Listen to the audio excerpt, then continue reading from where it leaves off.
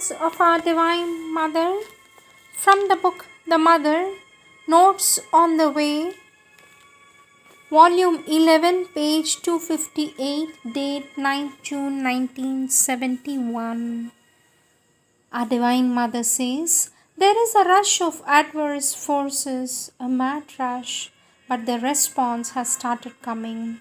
It is just a small beginning. In everyone, it was as though a hurricane. It has not gone completely. All that was believed to have conquered and repulsed rushes back again in the most unexpected persons, in all forms, but especially in character. Oh, doubts and revolts and all that. And then, after a silence, a message was given from me for the whole of India, says our Divine Mother. A message was given from me for the whole of India. I have given it, and Mother hands the text to the disciple, and it's written on that text, Supreme Lord, Eternal Truth, let us obey Thee alone and live according to truth. Supreme Lord, Eternal Truth, let us obey Thee alone and live according to truth. And then our Divine Mother says, it is a terrible onrush of falsehood. It is as though the whole world, everyone were lying, even the most unexpected people, everywhere, everywhere, everywhere. And for me, it was a living thing. Mother makes a gesture of seeing. Oh, horrible, you just can't imagine. A little twist to the right, a little twist to the left, a little twist, nothing is straight. And then the body asked itself, where is your falsehood? It looked at itself and it saw this old story. The Lord is to be called only when the matter is important. And then our Divine Mother laughs. And then our Divine Mother says, you don't expect to be with him all the time. Then it got a good rap. It was not aggressive. It looked something like humility. It got a good slap. It was a mad fury of disagreeable things. More than disagreeable, truly, truly wicked, bad and destructive. A fury until it caught the understanding.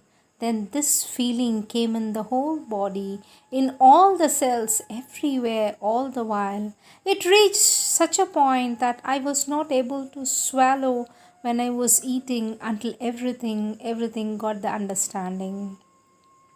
A Divine Mother says, I exist only through the Divine, and I cannot subsist but through the Divine, and I cannot be myself but by being the Divine. After that, things were better. Now the body has understood.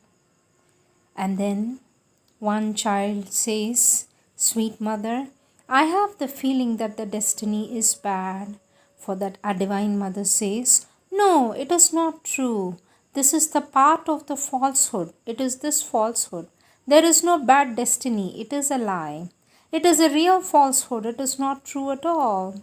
There just gives you an example. It is like that everywhere, and gesture as though with claws. As for me, says our Divine Mother, I feel as though I see goblins with hooked hands that try to clutch at everybody. Ah, you should have a look at them, then laugh. Stick out your tongue like a child with no manners. And then the child says, in any case, you are attacked on all sides. For that, our Divine Mother says, oh, I tell you, it is a massive rush. But it does not matter. One must rise above. And then Mother gives a gesture of seeing from above. What I told you is the truth. It is the only remedy. To exist only for the Divine, to exist only through the Divine, to exist only in the service of the Divine, to exist only by becoming the Divine. Let me repeat this for you.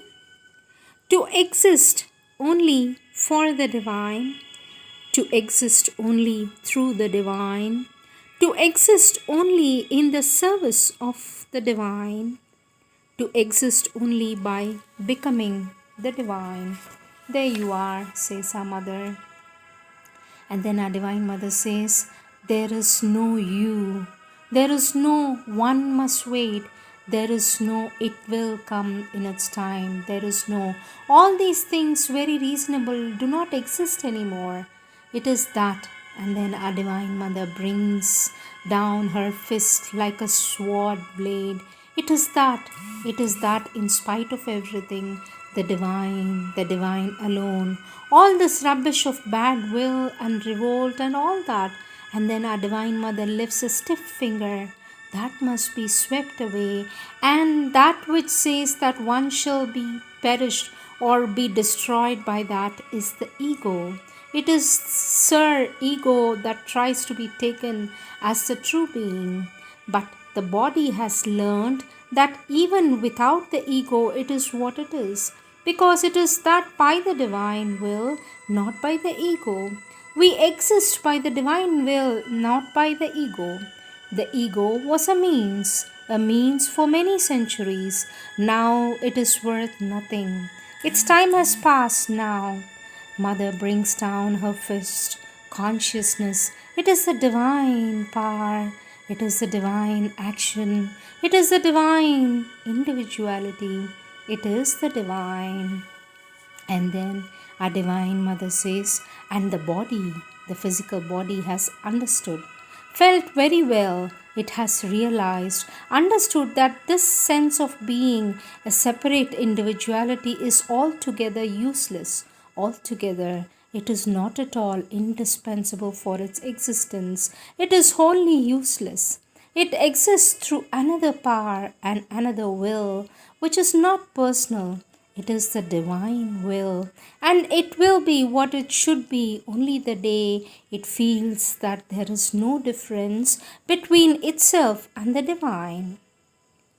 Let me repeat this. It exists, says our Divine Mother. It exists through another power and another will, which is not personal. It is the divine will. And it will be what it should be only the day it feels that there is no difference between itself and the divine. That is all. And the rest is falsehood, falsehood, falsehood that must disappear. There is only one reality. There is only one life. There is only one consciousness. And then our Divine Mother brings down her fist and she says, the divine.